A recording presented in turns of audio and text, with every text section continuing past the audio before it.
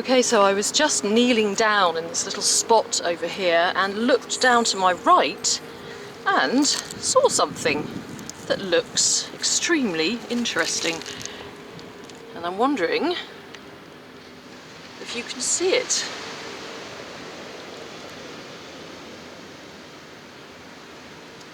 It's just here, and I haven't picked it up yet, but from what I can see, it looks like a frog or something, and a frog, upside down frog. Ooh, this looks really intriguing. It is a frog, look, it's a frog. It's a little frog. How gorgeous is that? A frog that was part of something else, by all accounts, so maybe some kind of motif or something. Just look at that, what a glorious find.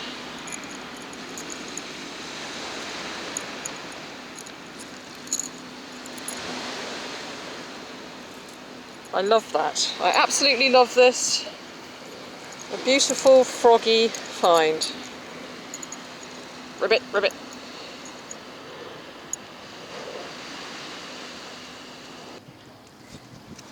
I've come back to one of my favourite places today. I haven't been here for a while, and so far I'm doing pretty well. I found a nice frog, and I've seen just down here amongst the rocks what looks like a ring. Just here, look.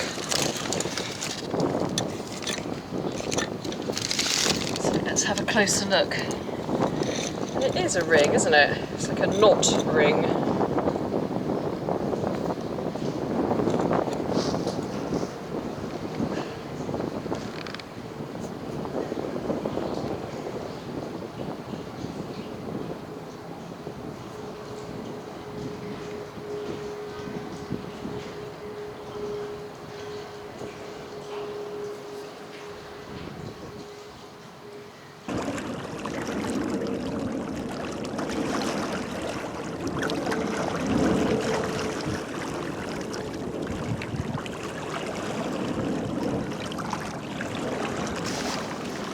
Now, it would be extraordinarily wonderful if this were a Bellarmine face. You see here? It would be absolutely amazing, wouldn't it? Well, we're going to find out.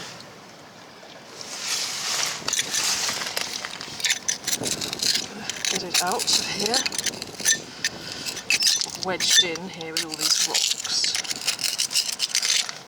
I'm going to need two hands, so I'll come back when I've got a little bit further with my very careful excavation. Okay, so it's a little looser now, so we're going to see if there is a beautiful Bellarmine face here, and oh my goodness, oh, it's a little bit cracked, but, oh my gosh, look! Yeah, I can see one under there. See his eye and his beard, so we're going to give that a rinse off and have a look at his face in all his splendour.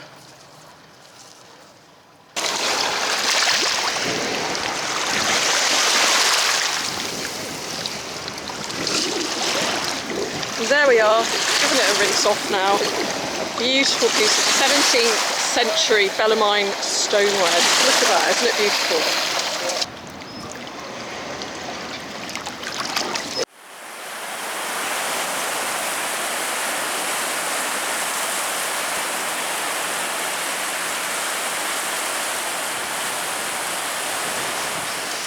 Now, I was just scraping around here and I noticed this coin here which has been cut in half by the looks of it, and I can see that it's from New Zealand.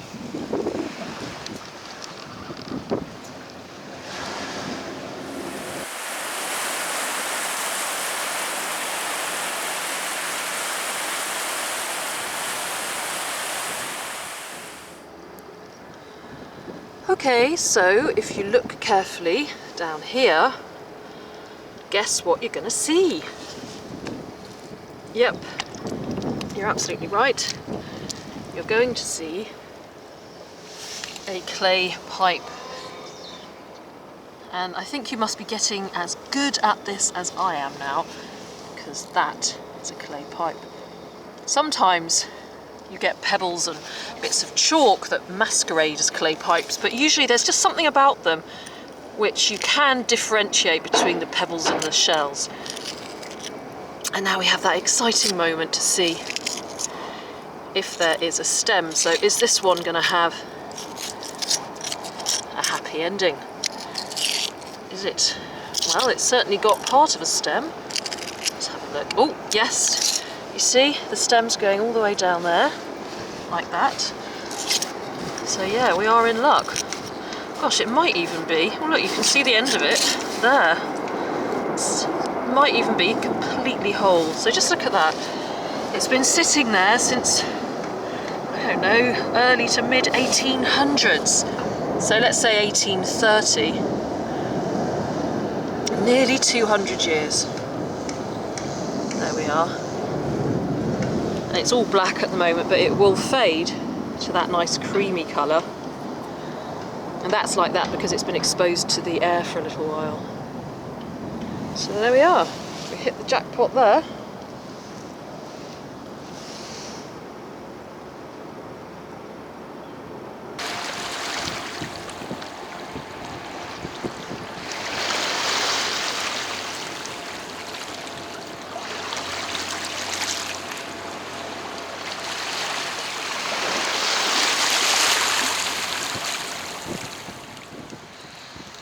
Now, just down here, it looks like we might have something to investigate.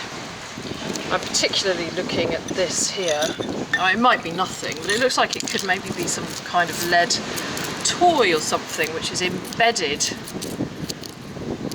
in there. I mean, it could be just a partial bit of lead toy. A leg or an arm or upper body. Let's have a look. Let's see if we can prise it out, see what it is. If anything, let's see, might be nothing.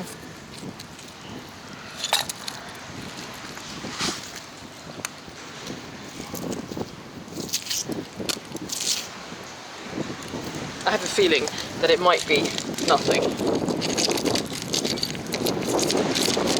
Let me turn the camera off and I'll come back when I've had a little play around with this. Well, yes, he was something at one time. You can see that it's a soldier or somebody who was kneeling down, probably with a gun. But he's a little too far gone, even for me to repair. So I shall take him because he's lead. I'll get rid of him, but I don't think we're going to be able to do anything with him. Too far gone, I'm afraid.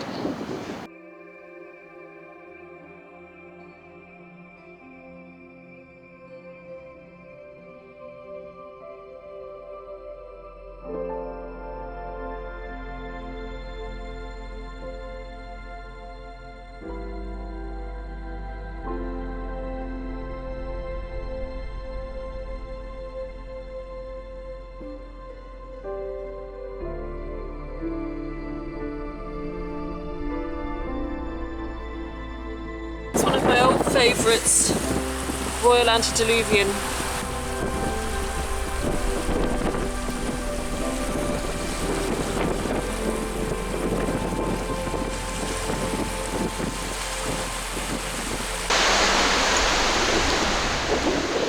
And here, look, just down here, there's a real mixture of things, but amongst them there is this old buckle.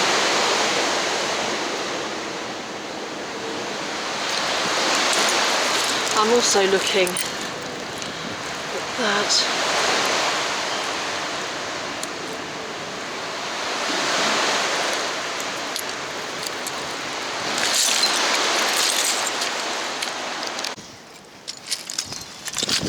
Now here's a curious bottle stop.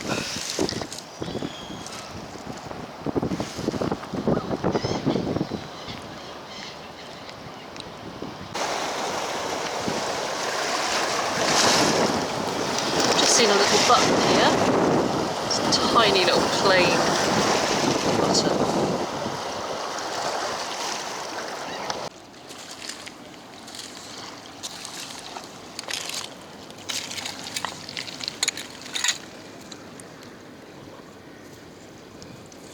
Well, it's true that I was initially drawn to the pipe, but then I noticed a monkey.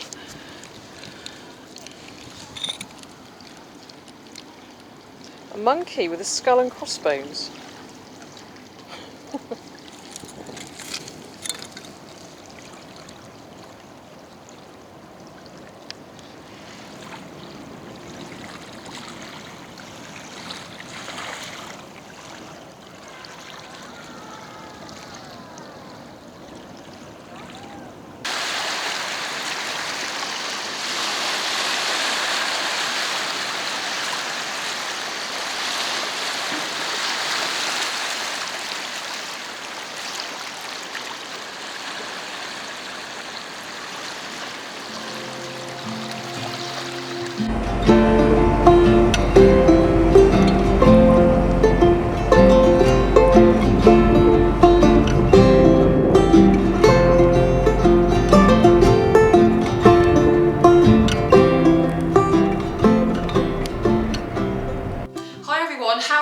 I really hope that you're all doing well and coping with this very difficult situation that we're all going through at the moment. Sending you all thoughts and love from London. And thank you for watching this video. Sorry about the seagull footage at the end there. I hadn't realised until afterwards that they were actually ripping something limb from limb, so I hope that didn't put you off your dinner. And also I just wanted to reiterate that all of the mudlarking footage in this video was taken well before the lockdown.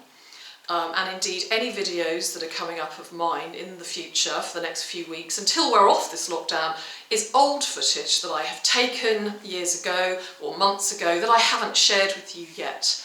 And I've certainly got lots of footage, so there's no danger of any videos drying up. There's currently no mudlarking allowed on the River Thames. We're all staying in. We're all staying in for a very good reason, to beat this virus.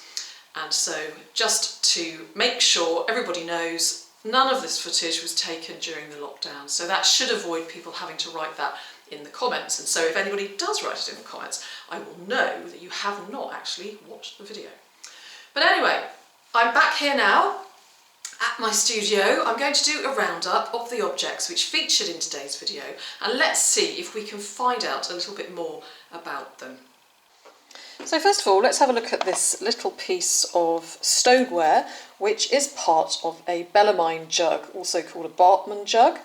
Bartman means bearded man in German, and these large jugs or jars originated from Germany in the 17th century.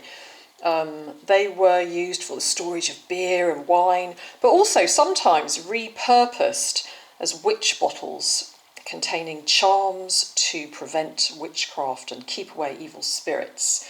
People used to put all manner of disgusting things in them, like urine, blood, pins, old wine, with the idea that the spirits, or the evil spirits, would go inside, get drunk on the wine, and then impale themselves on the pins.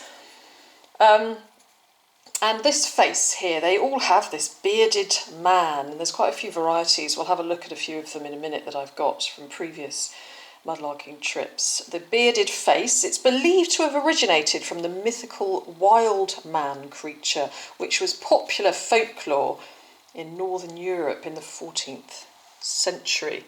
So let's go and have a look at some of the other ones that I've got.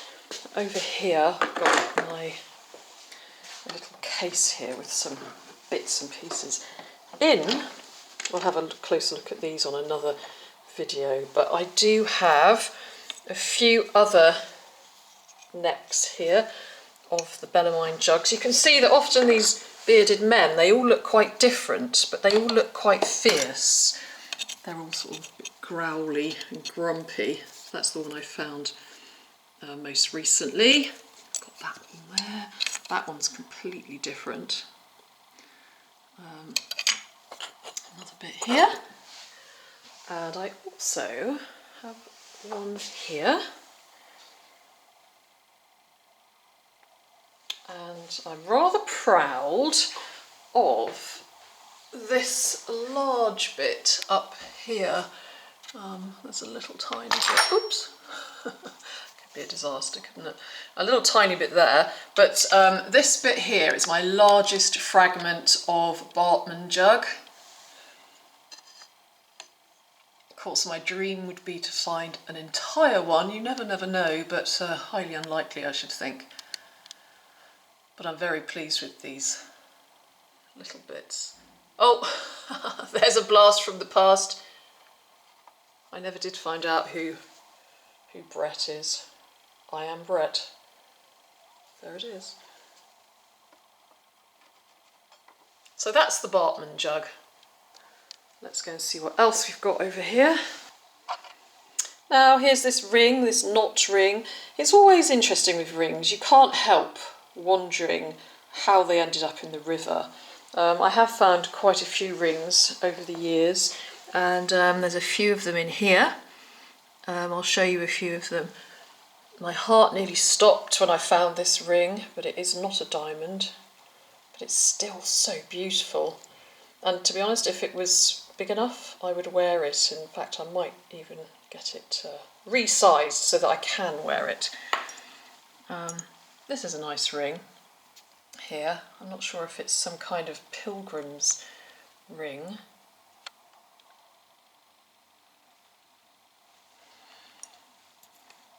This one, very small, with EA on it.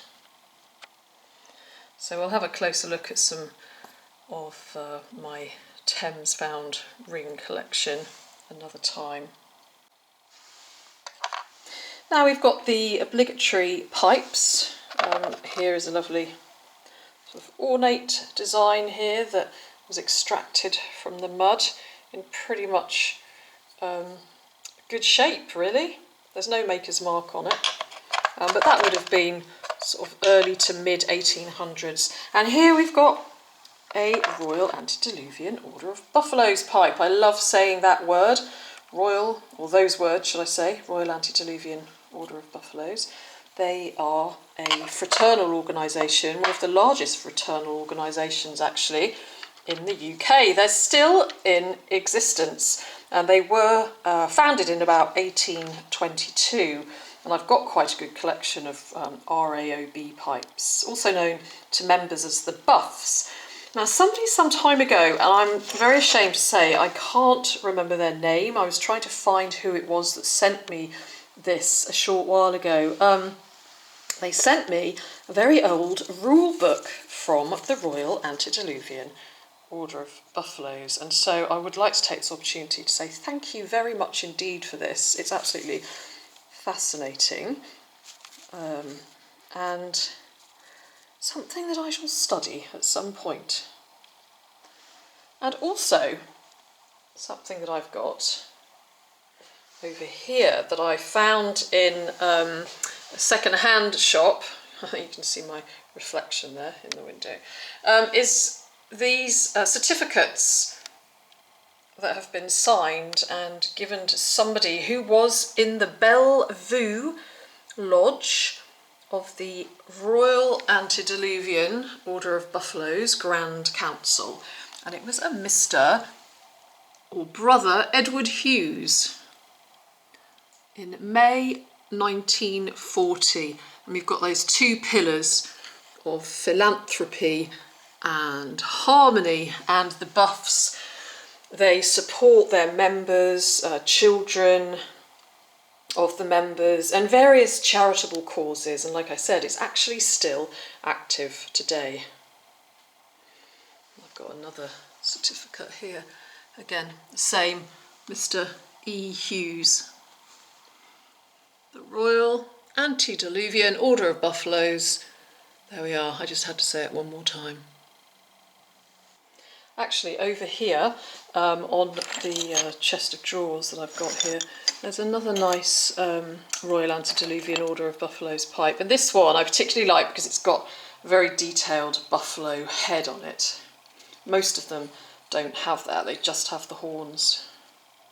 But that one is very resplendent. Now for this absolutely gorgeous frog medal. The Medal of the Order of Frogs. Now, I have no idea who would have worn this. And then I put it on Twitter some time ago, and somebody did suggest that it looked a bit like Freddo the frog, you know, the chocolate Freddo. So perhaps it was something that was given away free with Freddo the frog chocolate, because Freddo the frog chocolate does date back a while, actually, I think to about the 1930s, so it's very possible.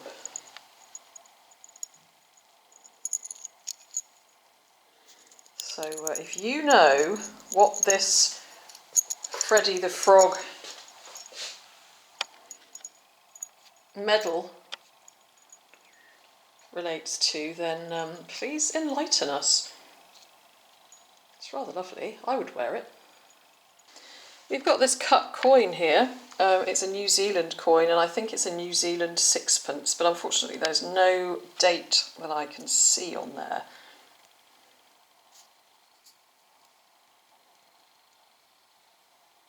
It's been very deliberately cut in half though, hasn't it?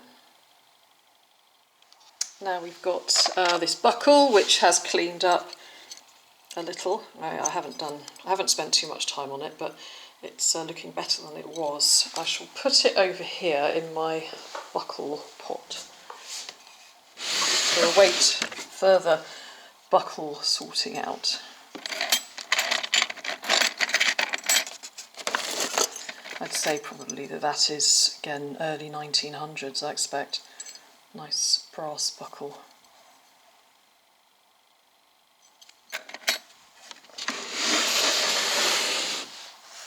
Here's the fragment of a soldier.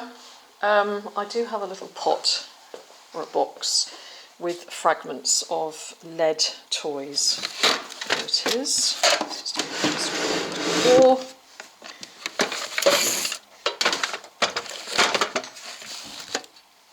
So yeah, the remains of many lead toys in here, including a lead chimpanzee, I think, some kind of monkey. A lead man on a motorbike, lots of horses, lots of animals, lots of parts of animals, lead toys. They did seem to break very, very easily. Lead cow, another lead cow. So I shall leave the soldier in here. Lots of soldiers. And over here, actually, I noticed this a short while ago. I thought I'd show it to you. I've got a little tiny lead rat. Here he is.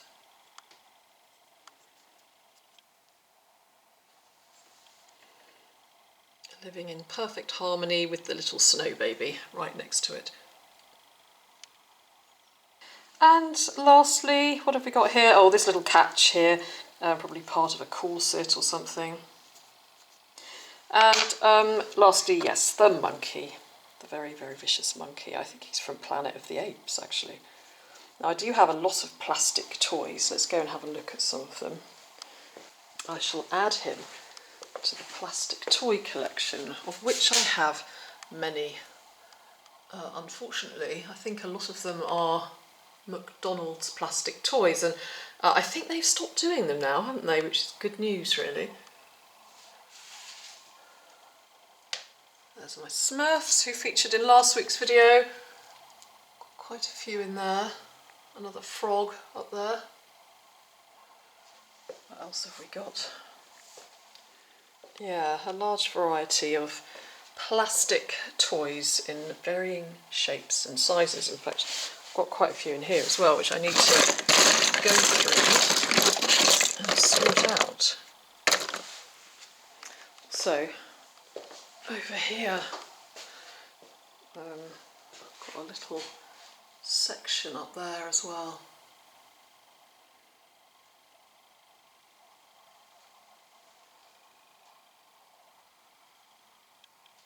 So I do have a few other monkeys in this studio. There are a few soft toy monkeys up there on that shelf.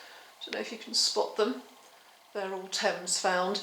And there is a plastic monkey up there. It doesn't look quite as vicious as this one. I am going to put him here with the other monkey. There we go.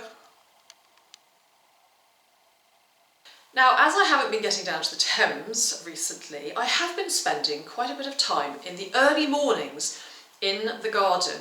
I'm very lucky to have access to a communal garden, and so during my early morning walks around the garden, I recently discovered that there were a lot of parakeets in there. And in particular, a couple of parakeets, and one of them kept disappearing into this tree. So I have been somewhat obsessed by this little pair of parakeets for the last week, and I'm going to share some footage with you now of this delightful pair of parakeets. Now, there is a lot of urban myths, or there are a lot of urban myths about why there are so many ring-necked parakeets in London, but for whatever reason, we do have a lot of these wild parakeets. They're an invasive species, but they don't know that, and they're actually really pretty. They're bright green with red beaks, and this footage now is my little pair of parakeets. I hope you enjoy it. Happy Easter, and see you again soon. In the absence of swans and ducks, I have discovered the marvellous world of parakeets. Now, keep your eye on the little hole over there in that tree. There he is, can you see him?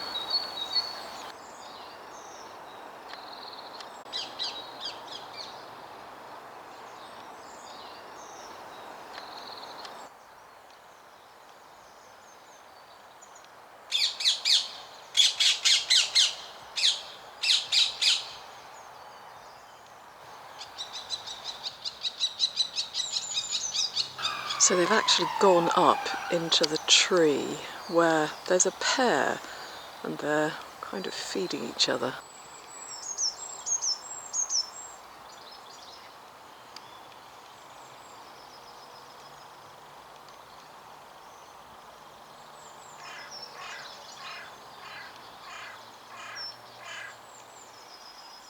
So it's really interesting behaviour. So one of them has come out of the nest and then has come up to the tree, and then they're both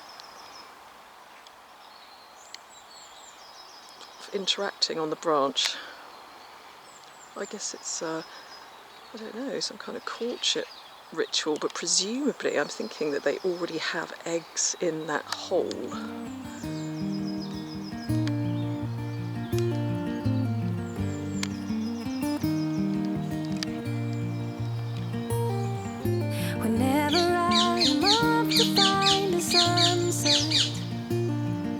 A flavour of a memory.